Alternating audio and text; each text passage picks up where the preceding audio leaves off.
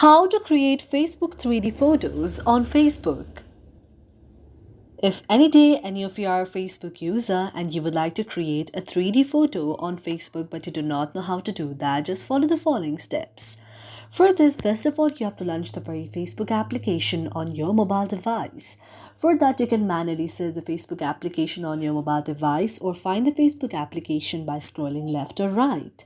After you find the very Facebook application, you have to tap on that. You also have to make sure that the very Facebook application is on its latest mode as well, because if it's not updated to the latest mode, it won't be able to be done. Now, after that, you have to go to the option of what's on your mind here, and after that, tap on the option of what's on your mind. After you tap on what's on your mind, you can see an interface like this. Now, you have to go to the option of photo or video. After tapping on photo or video, now from your very gallery you can select any of the photo like this, and after that you can see the very effect of 3D here. Now you have to tap on the option of creating your 3D photos.